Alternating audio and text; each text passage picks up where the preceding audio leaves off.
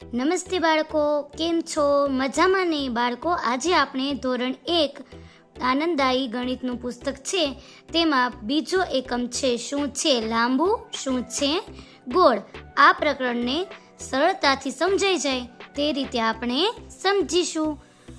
પહેલું આપેલું છે તમારી આસપાસ જુઓ. વિદ્યા દીદીએ બધા બાળકોને કુંડાળામાં બેસવાનું કહ્યું છે. તે વિદ્યા દીદી છે, તેણે આ બધા જ બાળકોને છે તે ગોળ કુંડાળામાં બેસવાનું કહે છે અને બોલે છે લાંબુ શું છે, ગોળ શું છે? આસપાસ જુઓ, જલ્દી બોલો. તમારે પણ તમારી આસપાસ જોવાનું છે અને તમારી પાસે કોઈ મમ્મી પપ્પા કે એવું બેઠેલું હોય તો તેને તમારે કહેવાનું છે કે આ વસ્તુ ગોળ છે, આ વસ્તુ લાંબી છે. પછી આ જે છોકરી છે તે શું કહે છે? સીસા પેન એટલે કે પેન્સિલનું જે ખોખું છે તે લાંબુ અને દડો મારો છે ગોળ. દડો છે ગોળ અને પેન્સિલનું ખોખું હોય છે લાંબુ. આસપાસ જુઓ, જલ્દી બોલો. તો જુઓ બાળકો, અહીં તમને જે ટેબલ દેખાય છે તે છે લાંબુ, બોર્ડ દેખાય છે તે લાંબુ છે. પછી જો આ પંખાની જે છતનું રાઉન્ડ હોય ને તે રાઉન્ડમાં હોય અને પાંખિયા હોય લાંબા. પછી બાળકો જે ડિઝાઇન પર બેઠા છે તે પણ ગોળ છે. પછી આ જે બાળકે પેન્ટ પહેર્યું છે તે પણ લાંબુ છે. પગ છે મારા લાંબા ને ચહેરો છે મારો ગોળ. આસપાસ જુઓ, જલ્દી બોલો. આ જે છોકરો છે તે શું કહે છે? મારા પગ લાંબા છે અને મારો ચહેરો ગોળ છે. ચાલો બીજા પેજ પર જોઈએ. વિચારો અને કરો. ગોળ વસ્તુઓને રાઉન્ડમાં અને લાંબી વસ્તુઓને ચોરસમાં દોરો. તો બાળકો જો મેં અહીં બે વસ્તુ તમને દોરીને બતાવેલી છે, રૂપિયાનો સિક્કો અને લખોટી. અહીં આપણને દડો આપેલો છે અને મમ્મી જે ફૂલાવેલી રોટલી બનાવે છે તે રોટલીનો આકાર આપેલો છે. અહીં નીચે આપણને બોક્સમાં આપેલા છે જે લાંબી વસ્તુ હોય તે દોરીને બતાવેલી છે. બોટલ લાંબી છે અને જે પેન્સિલનું ખોખું છે તે પણ લાંબુ છે. તો હવે આપણે ગોળ વસ્તુને રાઉન્ડમાં દોરવાની છે. અહીં તમે 2 થી 3 વસ્તુ પણ દોરી શકો છો. આપણે અન્ય ગોળ વસ્તુઓ જોઈએ જેવી કે માટલું છે, સિક્કો, પૈડું, દડો, સફરજન, લીંબુ, વાટકી, બટન, કેરમની કૂકરી, નારંગી, બંગડી, DVD, ઘડિયાળ. આવી તમામ વસ્તુઓ ગોળ વસ્તુઓ કહેવાય. જો તમને આના સિવાય ગોળ વસ્તુઓ આવડતી હોય તો તમારે કમેન્ટમાં નામ જણાવવાનું છે. હવે જોઈએ લાંબી વસ્તુઓ. બોટલ, પેન્સિલનું ખોખું. અહીં તમારે મીણબત્તી અને સ્કેલ દોરવાની છે. તમને અન્ય કોઈ લંબાઈવાળી વસ્તુ આવડતી હોય દોરતા તો પણ તે તમે દોરી શકો છો. લાંબી વસ્તુ જોઈએ તો ફૂલદાની છે, ડસ્ટર, ફૂટપટ્ટી, ટ્યુબલાઇટ, કલરની પીંછી, બેટ, ચમચી, ઝાડ, સીડી. આપણે જે પહેલા માળેથી બીજા માળે જવું હોય તો સીડીનો ઉપયોગ કરતા હોય તે સીડી પણ લાંબી હોય અને અહીં તમને જે ચિત્રમાં દેખાય છે તેને પણ સીડી કહેવામાં આવે છે અને તે પણ લાંબી હોય છે.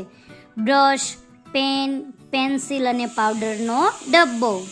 હવે પાછળના પેજ પર આપેલું છે એક સરખા આકારવાળી વસ્તુઓ જોડો. અહીં તમને થોડા આકારો વાળી વસ્તુઓ આપેલી છે અને તેની સામે પણ તેવા આકારવાળી વસ્તુ આપેલી છે. તમારે શું કરવાનું છે કે જેવો આકાર છે તેવી રીતે તેને વસ્તુ જોડવાની છે. જો બાળકો, અહીં મેં તમને જોડેલી બતાવી છે તો આ રીતે તમારે સરખા આકારવાળી વસ્તુઓ જોડી દેવાની છે.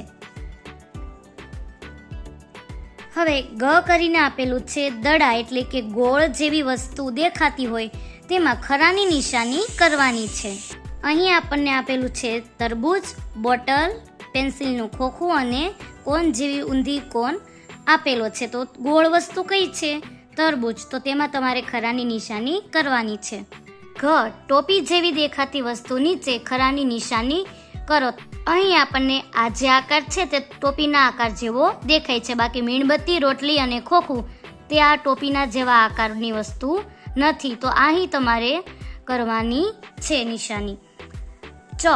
પ્યાલા જેવી દેખાતી વસ્તુ નીચે ખરાની નિશાની કરો. હવે પ્યાલો છે તે આ રીતનો દેખાય. અહીં આપણને દડો આપેલો છે, બોટલ આપેલી છે, ખોખું આપેલું છે અને બેગ આપેલું છે. તો પ્યાલા જેવી લાંબી કઈ વસ્તુ છે? બોટલ. તો તેમાં તમારે ખરાની નિશાની કરવાની. દીવાસળીની પેટી જેવી દેખાતી વસ્તુ નીચે ખરાની નિશાની કરો. રોટલી, દડો, પેટી એટલે કે આ જે પેન્સિલનું બોક્સ છે તે અને શંકુ આકારની આકૃતિ આપણને આપેલી છે. તો અહીં જે દીવાસળીની પેટી છે તેવો આકાર આ ધરાવે છે, એટલે કે પેટી કોણ પેન્સિલનું ખોખું. તો તેમાં તમારે ખરાની નિશાની કરવાની છે. હવે તમારી આસપાસની વિવિધ વસ્તુઓનો ઉપયોગ કરીને ઘર, રમકડું, મિનારો એટલે કે ટાવર, રોબોટ, બસ અથવા તમને ગમતી કોઈ પણ વસ્તુ બનાવો અને નોંધપોથી, બુક, સીસા પેનના ખોખા, પાણીની બોટલ, જન્મદિવસની ટોપી, જૂના કે નકામા ખોખાનો ઉપયોગ પણ કરી શકો છો. આવી રીતે તમે ઘણી બધી વસ્તુઓ બનાવી શકો છો. પાછળ ફેરવો. હવે આપણને આપેલી છે સમજદાર દાદીની એક સરસ મજાની વાર્તા આપેલી છે. એકવાર એક ઘેટાનું બચ્ચું તેની દાદીને મળવા જઈ રહ્યું હતું. વરુએ ઘેટાના બચ્ચાને જોયું. તે તેને પકડવા માંગતું હતું. ત્યાંનું બચ્ચું કહે છે, મહેરબાની કરીને મને હમણાં ખાઈશ નહીં. પહેલા મને દાદીને ઘેર જવા દે, તાજું માજું થવા દે, પછી તું મને ખાજે. તો વરુ શું કહે છે? ઠીક છે, તું જઈ શકે છે. પછી ઘેટાના બચ્ચાએ વરુ વિશે બધું જ તેની દાદીને કહ્યું.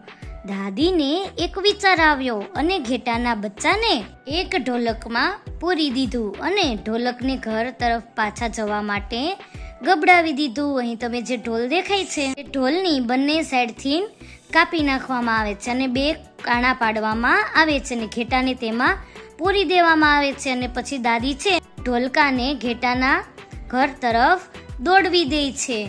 પછી છે ઢોલક ખૂબ જ ઝડપથી ગબડવા લાગ્યું અને વરુ તેની પાછળ પાછળ દોડવા લાગ્યું. અહીં તમે ચિત્રમાં જોઈ શકો છો આ જે ઢોલક છે તે ગડબડ ગડબડ ગડબડ દોડવા લાગે છે અને વરુ તો તેની પાછળ દોડવા લાગે છે. વરુ ઘેટાના બચ્ચાને પકડી શક્યું નહીં અને તે સુરક્ષિત રીતે ઘરે પહોંચી ગયું. અહીં તમે જોઈ શકો છો કે વરુ છે તે પાછળ દોડતું હતું, પણ ઘેટાનું બચ્ચું તો ઢોલકમાંથી નીકળી અને ઘરમાં ઘૂસી જાય છે. પછી ઘેટાનું બચ્ચું શું બોલે છે? આભાર દાદી, મને આ રીતની સલાહ આપવા માટે. હું સુરક્ષિત રીતે મારી ઘરમાં પહોંચી ગયું. બાળકો, હવે આપણે ગબડવું અને સરકવું તે એક સરસ મજાના વિડીયો દ્વારા સમજીશું. ત્યારબાદ આપણે આ પાઠને આગળ વધારીશું. બાકીના પાઠનો વિડીયો પાર્ટ 2માં મેં આપેલો છે અને તેની લિંક મેં ડિસ્ક્રિપ્શન બોક્સમાં મૂકેલી છે, તો તે તમારે જોઈ લેવી. Thank you so much for watching this video.